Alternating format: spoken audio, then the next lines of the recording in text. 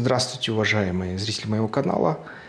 Если вы хотите развития моего канала, пожалуйста, заходите и финансируйте канал, Patreon, задавайте там вопросы. У патронов есть преимущества определенные, да, те, кто проплачивает, они будут видеть весь контент канала первыми. Соответственно, патрон устанавливает будущие темы канала. Соответственно, в этом отношении я буду проделать определенную работу, искать информацию, готовить ее и публиковать. Хотелось бы сегодня поговорить про налоги, да? Про налоги халифата. У нас в стране немножко приподняли налоги, там, то, что было для ИПшников с 3% до 4% без нал, да, нал там, с 6% до 8%. И, например, в ближайшее время собирается отменить полностью патенты на торговлю и заменить всех торговцев, зарегистрировать как ИП по свидетельству, соответственно, дать определенные льготы, но в то же время начинать собирать с них полную статистическую информацию. Эта фискализация, она неизбежна, она должна быть в культурном государстве, но, конечно, это стресс для торговцев, для бизнеса. И, естественно, на текущий момент не все торговцы, не все бизнесмены готовы к таким фискальным реформам. А тем не менее, если так посмотреть, хотелось бы взглянуть, да, что у нас вообще с налоговой системой. Эта информация, прежде всего, предназначена для всех нас, для граждан, но в первую очередь она предназначена для налоговых органов, для государственных организаций. Сколько мы платим налогов-то? И вообще, насколько это вот текущий момент нас напрягает, да, так сказать, бизнесменов и граждан. Немножко в историю, да, хотелось бы рассказать о том, что вот когда-то начал расти арабский халифат, и он быстро-быстро разросся. Он за короткое время захватил вот это вот пространство, которое вы видите вот здесь, да, ну, здесь вот на карте вы видите вот это пространство на презентации, да. Получается, он разросся, он стал огромным, и это произошло очень быстро. Во многих случаях многие государства просто сами сдавались арабскому халифату. Почему? Очень просто. И многие народы очень быстро переходили в ислам. Потому что, как говорил Александр Починок, да, это главный мой источник на сегодняшнее мое видео, царство ему небесное, да, он, к сожалению, ушел из жизни, но тем не менее Починок дал очень много интервью, особенно по экономическим, по налоговым следам тех или иных государств или тех или иных событий исторических. И вот халифат развивался, потому что в нем было два вида налога. Да. Первый налог – это, вот, получается, исламский налог, да, 10%. Если ты мусульманин, ты платишь только 10%, десятину, и не больше, 10% и все. А если ты, например, кефир, да, то есть, ну, ты другой религии, христианин или иудей, ты платишь джизью, да, и для иудеев это достигало до 90% налог, для христиан это примерно в целом от 40 до 80%, да, разные были налоги, но в целом до 80% мог выступать подоходный налог. В результате, чтобы платить 10%, многие люди переходили в ислам, да, и благодаря этому, и зная, что если ты в исламе, если ты в халифате, ты платишь всего 10%, а средний налог по всей вот, этой территории, да, во многих государствах того времени, это почти 1300-1400 лет назад, мог достигать до 80%, все с удовольствием переходили в состав халифата.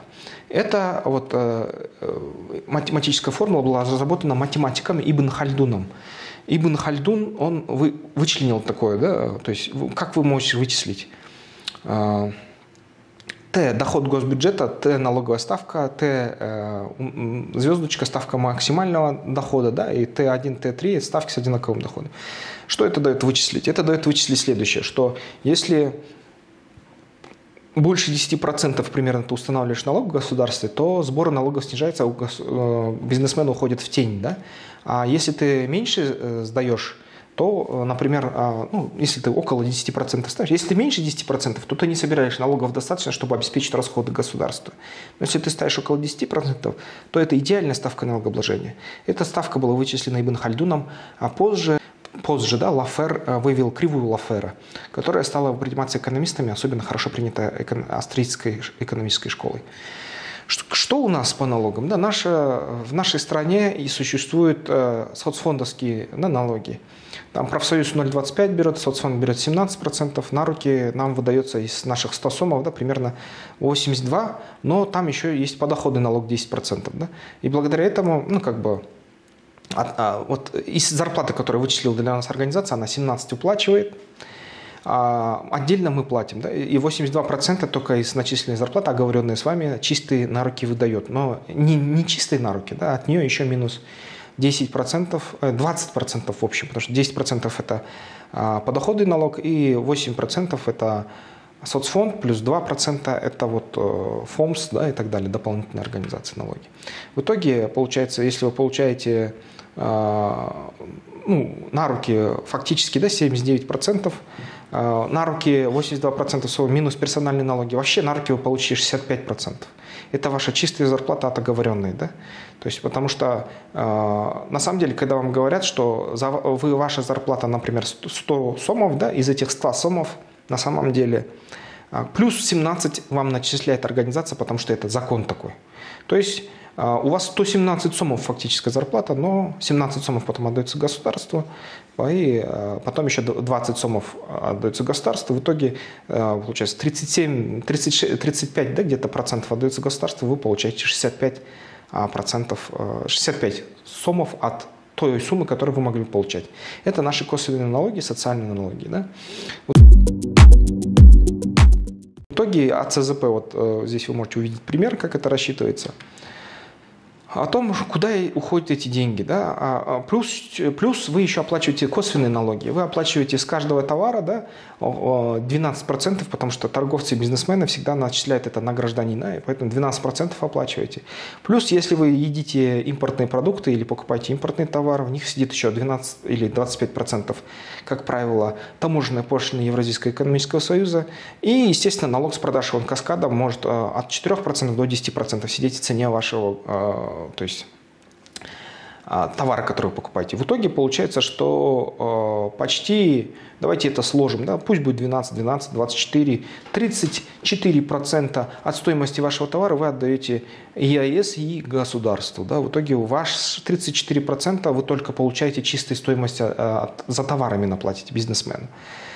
Например, если вы расходуете, да, вот это все, 24% вашей зарплаты финансирует 80% импорта, да, 16% услуг и 4% отечественного производства, да, если так посмотреть по расходам нашего бюджета.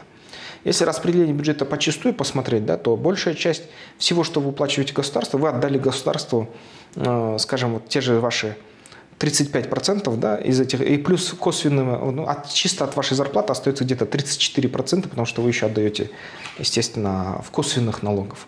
Если посмотреть, то государство потом 44% отдает на зарплаты госслужащим и муниципальным служащим, обслуживает 7% внешние обязательства, да? Там, получается, гранты государственного управления, единицам государственного управления, это субсидии, гранты регионам, да, дотационным отдает до 30%. Остальные там на другие службы расходуются. Да? А образование, внутренние обязательства там, порядка там, 9%. Вот все это уходит. Это если мы по цифрам 2020 года возьмем. Получается, все это вы финансируете, да, из этих налогов. Соответственно, у нас до 2022 года экономика 40% считалась в тени. Сейчас считается порядка 34% в тени. То есть это вот бизнесмены и граждане пытаются убежать от налогов. Но от косвенных налогов никто не убежит. От НДС почти никто не убегает, кроме контрабандистов. Да? Контрабандисты убегают, и те, кто продает контрабандные товары, убегают. В остальном же все платят косвенные налоги, и, соответственно, прямые налоги вот платят только 75%, да, жителей Крымской республики. В итоге получается, что чтобы все вышли из тени, или хотя бы 98% вышли из тени, нужно вводить вот эту кривую Лафера. Да? Я рассчитал кривую Лафера для нашей страны. У нас в среднем максимально, да, мы можем 10 или 15% на все налоги ставить, на все налоги. Тогда у нас будет очень большая собираемость, и почти 98% бизнеса и граждан выйдет из тени. Ну а сейчас, получается, фактически наша налоговая нагрузка может превышать вместе с таможенной пошлиной импортные товары, да, ЕАЭС, практически 60-65% налоговая нагрузка. А 15% это означает не просто 15% налог установить, а именно убрать косвенные налоги, выйти из, привить себе преференции в Евразийском экономическом союзе, сделать там минимальные или нулевые пошлины, и тогда довести совокупный платеж до 15%. Тогда все выйдут из тени, все будут платить налоги. Соответственно, будет больше денег собираться. Сейчас уже почти 400 миллиардов собиралось, да, за прошлый год. В этом году, возможно, даже 500 миллиардов будет собираться за 2022 год. Ну а если налоги снизить, там сбор еще будет больше, да, до 700 миллиардов сомов будет собираться при текущей инфляции. Вот либо НДС должен быть, либо налог получается на общий доход, да, входящий доход, либо единый налог, он должен составить только 15% и больше никаких налогов, больше никаких НДС, больше никаких других косвенных налогов. Вот такой ситуации мы должны достигнуть, включая социальный налог. Тогда у нас будет хорошее развитие экономики.